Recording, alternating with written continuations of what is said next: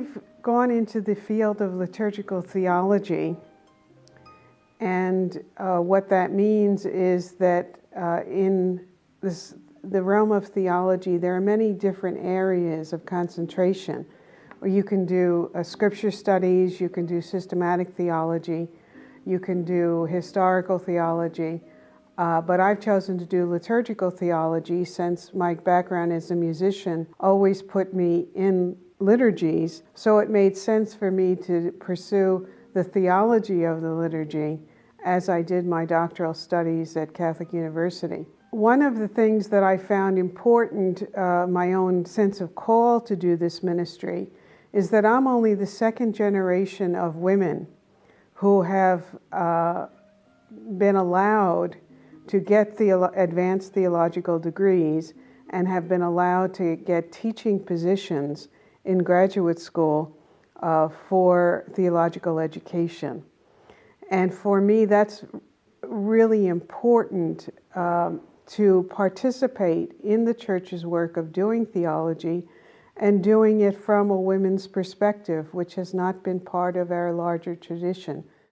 Most of my teaching career has been at the graduate level, working for 20 years at the Aquinas Institute of Theology in St. Louis, and a number of other schools before then, but also giving lectures in parish settings, in academic settings, and also writing, where I've been working most of the time with lay students, lay people who are preparing their own careers in church ministry, be that in pastoral care or parish care, some kind of pastoral work, leadership and publishing, just a whole variety of things.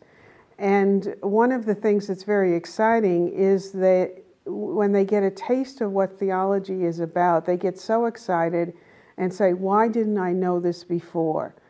And that's a very exciting moment in their educational career, where they get the sense that the Church's 2,000 years of tradition of praying for 2,000 years, of reflecting on the faith for 2,000 years, of doing systematic theology for all those years, is the Catholic contribution to the Christian movement as a whole. The Catholic intellectual tradition is very developed, and it is a contribution to the world, whether that's in terms of our social justice teaching, whether it's our understanding of the human person, whether it's our understanding of ritual practice, liturgical practice. We have a long time, we have 2,000 years of tradition of people living the faith and thinking about the faith, which is what theology is, from different perspectives. Certainly it has been from a male perspective for most of the time, which is why it's so significant that now we have quite a few women theologians lending our voice, our perspective to the theological task.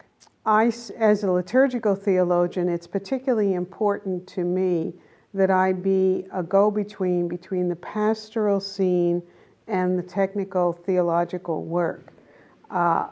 Liturgical theology is about the Church at worship, what it does in its liturgies, in its Eucharist, in its pastoral care of the sick, in its funeral rites. And what happens on the ground is really important. So we're doing a theology of what's happening on the ground, not just a theoretical theology of what we think liturgy ought to be, but the field has shifted so that we're studying actual liturgies to find out what the people of God are really doing when they worship and what they think they're doing when they worship. So I've written many articles, several books. I have 3 books. I have 45 articles that I've written in order to explore with the growing lay population who are pastoral care workers the understanding of liturgical theology and the Church's practice of liturgy. Most recently, I've been particularly interested in the developments of theology and the new science, cosmology, and its interface with theological thinking, with the practice of the faith. We're much more open to the dialogue between science and religion than we ever have been before, but we haven't really made the leap into getting the new science into our liturgical vocabulary. The practice in the Roman Catholic Church is to be particularly mindful of the great tradition we have in the past, but it doesn't always leave enough room open for new ideas to come into the liturgy, nor do they come into the liturgy quickly, because the approval process of liturgical books is such a long process that new ideas don't come in very quickly. If anything, the new ideas come in musical texts, through the text the people are writing to hymn tunes, through preaching,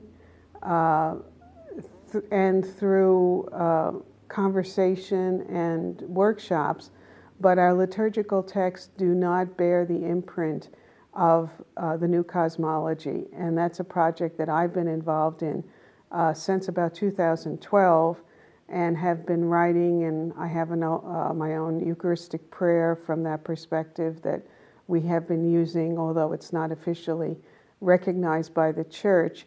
It still is an effort to grow something from the grassroots up that hopefully will work its way into the official teaching of the Church. Well, I would just encourage young people who are looking for work and a vocation to consider theological work. It is extremely important, and it's extremely important that we have a diversity of people taking on that theological task, whether that's clergy, whether that's religious, whether that's lay people. We just need the voice of everyone contributing to the theological tradition of the Church. It's exciting work. It's sometimes difficult work. It's not always easy working within the Church. And one has to work carefully. One cannot be cavalier in what one says or writes. One has to be extremely responsible in their reflection on the faith tradition of the community. But it is very rewarding work. And from the example I gave earlier, when adults find out what the intellectual tradition of the Catholic Church has been and is, they get very excited about it because it's important material. And it is a contribution to the general Christian tradition.